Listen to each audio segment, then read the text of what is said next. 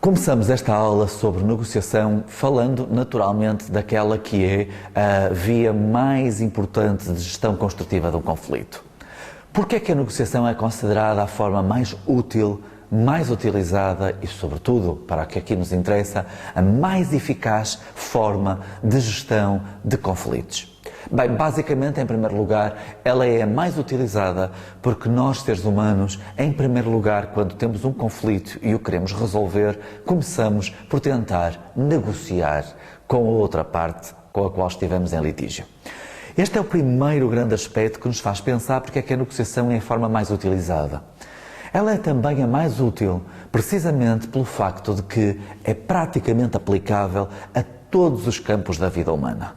De facto, nós podemos negociar a libertação de reféns, nós podemos negociar condições relativas a um divórcio, nós podemos negociar aspectos relativos à nossa relação com os nossos vizinhos, as nossas relações de vizinhança, nós podemos negociar algo que temos em conflito com o nosso amigo e por aí adiante. Assim, nós podemos dizer que a negociação é, tal e qual como o conflito, transsituacional. Atravessa todas as áreas da vida humana, todas as arenas da vida humana são passíveis de negociação. Claro está que, efetivamente, nem tudo é negociável. Ao contrário daquilo que se imagina, tal é o sucesso que a negociação tem nos nossos dias, de facto, nós não podemos supor que tudo é negociável. Nem tudo é negociável e nós podemos dizer que neste campo entram os conflitos de valores e de afetos com maior propriedade.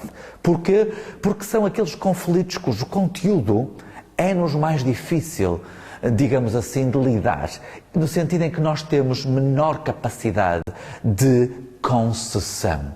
E como nós bem sabemos, não há negociação sem concessão.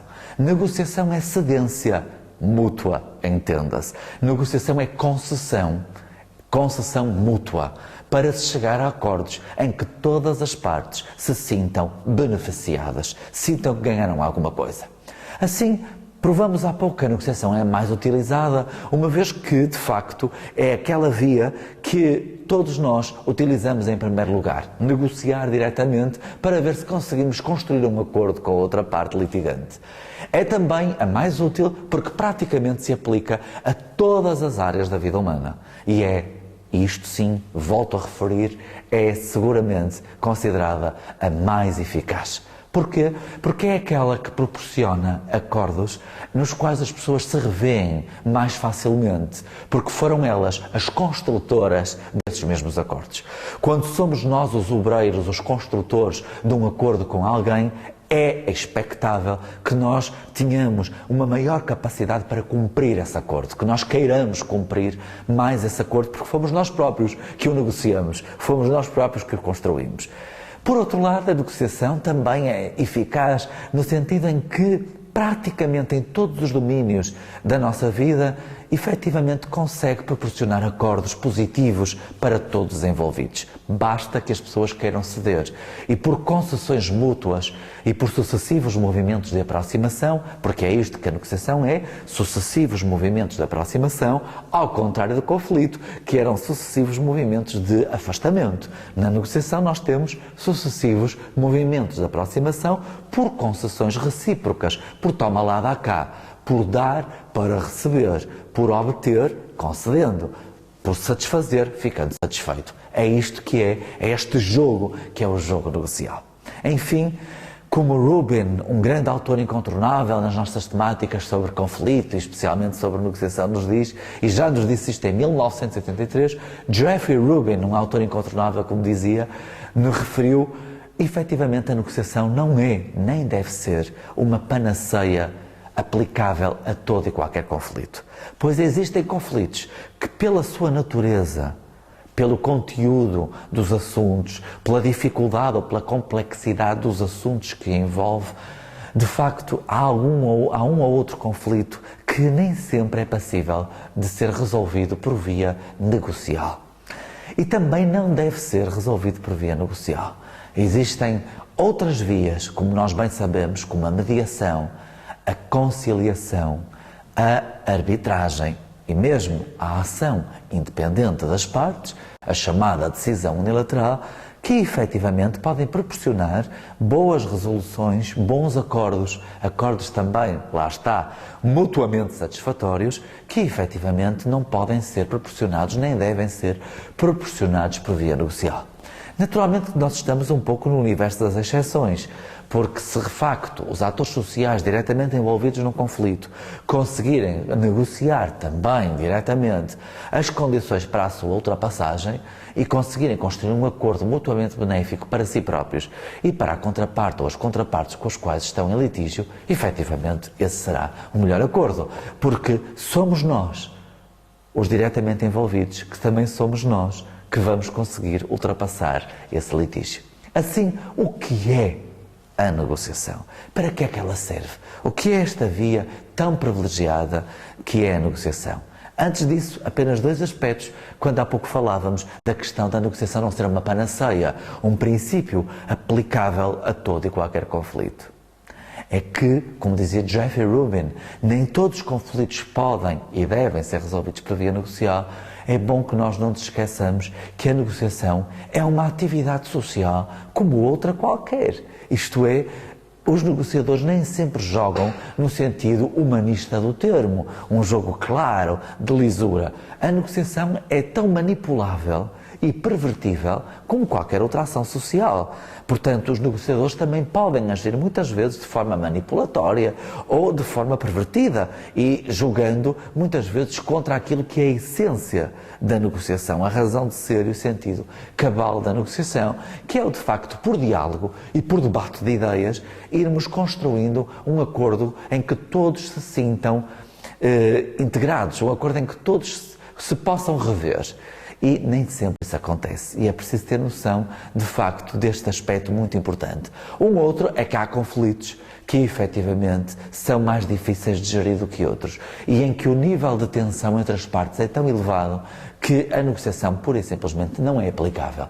Não é pensável, digamos assim, pôr duas pessoas que estão com um nível de tensão tão elevado porque elas não vão conseguir, em princípio, comunicar de uma forma adaptativa, satisfatória, funcional, que permita a resolução construtiva desse conflito. Bem, postas de lado essas três exceções, nós podemos de facto dizer que a negociação é uma forma muito eficaz de resolver conflitos e considerada mesmo a mais eficaz de gerir construtivamente conflitos. Então, o que é a negociação? Aí temos a definição de Serrano e Rodrigues, de 93, que podem encontrar no Negociación en las Organizaciones, um livro que aparece na bibliografia de base de qualquer boa disciplina dedicada à área de conflito e da negociação. Assim, a negociação consiste num processo de interação comunicativa em que duas ou mais partes tentam resolver um conflito de interesses utilizando o diálogo e a discussão, evitando a violência como um método de atuação e avançando gradualmente mediante concessões mútuas. Bem, esta grande definição de negociação é de facto uma grande definição de negociação. Na medida em que, se nós a dissecarmos rapidamente, aprofundando-a, nós vamos conseguir identificar quais são os elementos-chave de uma definição científica de negociação. Vejamos, numa abordagem psicossocial, a negociação é então, como nós tínhamos visto desde o início, um processo. Portanto, tem princípio, meio e fim. E é um processo de interação comunicativa. Negociação é interação e, do mesmo modo, é comunicação. É comunicação e interação. Em que duas ou mais partes, aqui os autores estão a referir-se à negociação interpessoal, deixando de lado a negociação intrapessoal, como está fácil de ver. Portanto, estamos a falar da negociação interpessoal. Duas ou mais partes, que tentam resolver um conflito de interesses, pois, basicamente, toda a teoria da negociação, ainda hoje, está, sobretudo, fundada na resolução construtiva de conflitos de interesses, mais do que de valores ou de afetos. Hoje já começam a surgir boas referências na literatura que trabalham o tema da gestão de conflitos de valores e de afetos. Todavia, grande parte do que sabemos de negociação e o mesmo de mediação é de facto, ou está de facto, direcionado para a resolução construtiva de conflitos de interesses, utilizando o diálogo e a discussão.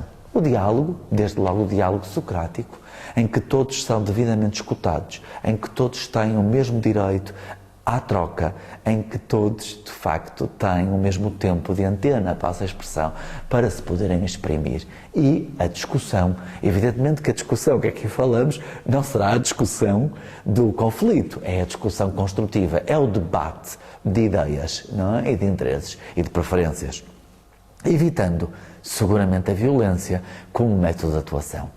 Ora bem, por isso é que muitos autores referem que negociar significa dispor dos meios de debate de ideias de uma forma civilizada para se chegar a um acordo. E é este de uma forma civilizada que quero aqui destacar, é que se evita de facto a violência como método de atuação. É este o princípio humanista da negociação. Acreditar que por diálogo e por debate de ideias conseguimos todos entender-nos e que isto é, obviamente, uma lógica muito mais rica do que permanecer na lógica do conflito, porque o conflito dá-nos muito menos do que aquilo que promete quando nós decidimos ir por essa via. E é, obviamente, muito mais desgastante e todos aqueles aspectos que nós podemos esmiuçar e trabalhar de uma forma mais aprofundada quando falamos do conflito. Então, em negociação, evita-se a violência como um método de atuação e avança-se, por fim, gradualmente, mediante concessões mútuas. É isto que é a negociação. Enfim, quais são então os 4 elementos centrais que definem a natureza da negociação? São eles: a existência de uma relação de interdependência entre as partes. A relação tem que ser interdependente, tal e qual como era no conflito.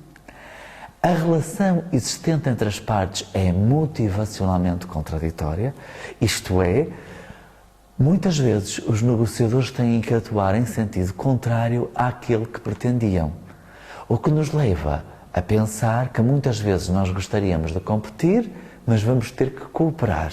E pelo contrário, também muitas vezes gostávamos de cooperar, mas a atuação do outro é tudo menos cooperante e, portanto, é muito competitiva e nós, mesmo sabendo que vai processar-se a escalada irracional de conflito, vamos ter que também competir. Portanto, é motivacionalmente contraditória. Portanto, é um toma lá dá cá, é um satisfazer para ficar satisfeito, um dar para receber, um conceder para obter. Por outro lado, toda a negociação está mediatizada, mediada pelas relações de poder que se verificam entre as partes. Tem que haver um certo equilíbrio de poder entre as partes para que se produza a negociação. De outra forma, há imposição de um lado e submissão do outro. E isso não é negociação. Tem que haver um certo equilíbrio de poder entre as partes. É verdade, no entanto, que naquilo em que nós temos que ser experts e que é a nossa área de especialidade, nós devemos ser um pouquinho mais dominador do que a outra parte, de modo a que a negociação nos seja favorável e que seja de facto equilibrada. Mas isso não contradiz o pressuposto de que toda a negociação tem que estar mediada por um equilíbrio de poder entre as partes.